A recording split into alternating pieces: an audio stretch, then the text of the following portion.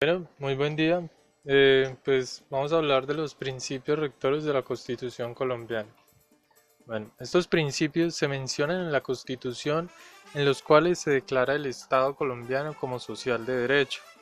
Y como ya vimos anteriormente, se refiere a un Estado que garantiza el respeto a la dignidad humana en todas sus manifestaciones.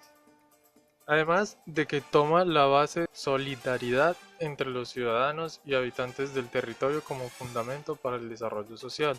Los principios que el Estado colombiano busca como finalidad es promover la prosperidad general y garantizar los derechos humanos y los deberes ciudadanos.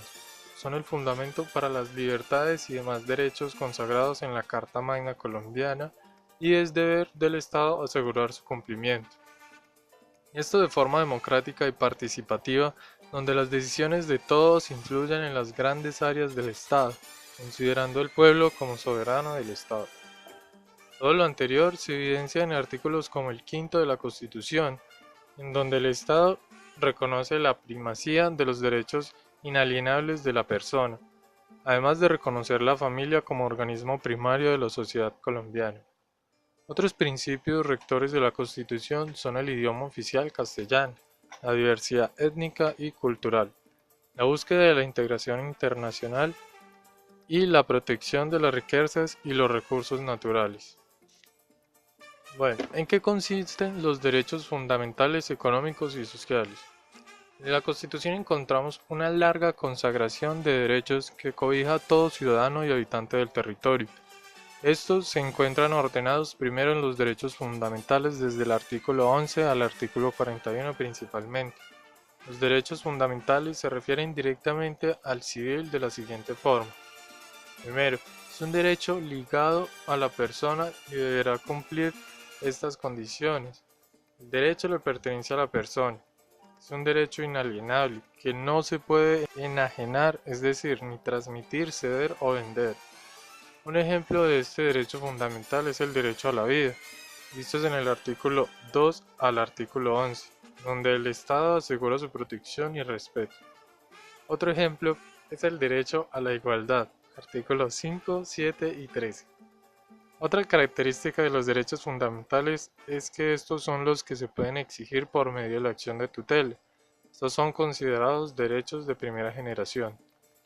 Siguiendo el orden en el que aparecen los derechos para los ciudadanos en la Constitución, tras los fundamentales nos encontramos con los económicos y sociales. Estos se caracterizan por buscar la igualdad entre los ciudadanos. Son considerados de segunda generación, pues surgieron tras las revoluciones de principios del siglo XX, con grandes ejemplos como la Constitución de Weimar alemana y la Constitución de México, que dieron origen al constitucionalismo social y estableció el estado de bienestar y reconoció los derechos de los trabajadores. En la Constitución colombiana estos derechos se ven desde el artículo 42 hasta el 77. Entre estos se encuentran el derecho a la salud tanto personal como social, el derecho al trabajo en condiciones dignas y justas, al salario justo y el derecho a la educación. Estos no son tutelables, sin embargo, por conexidad con derechos fundamentales se puede exigir por acción de tutela, por ejemplo, el derecho a la salud en conexidad con el derecho fundamental a la vida. ¿Cómo proteger el medio ambiente en nuestra comunidad? Primero, tratar de utilizar la luz del día o apagar las luces de sitios donde no se necesite, o utilizar bombillas de bajo consumo o LED. Utilizar electrodomésticos de eficiencia energética de clase A o A+. Reciclar separando el contenido. Intentar utilizar pilas recargables en vez de desechables. Como transporte, utilizar más que todo bicicleta, porque ni los buses ni los taxis. También podemos sembrar árboles en cualquier parte o zonas de parques verdes para aumentar la población de árboles. Otra manera es devolver la basura orgánica a donde pertenece, a la tierra. En lugar de enviar cáscaras de plátano y demás rastros orgánicos del vertedero municipal, convertirlo en abono orgánico. Hacer que las plantas sean fuertes y saludables con ese mismo desecho orgánico. Y podemos reducir la necesidad de fertilizantes y pesticidas químicos.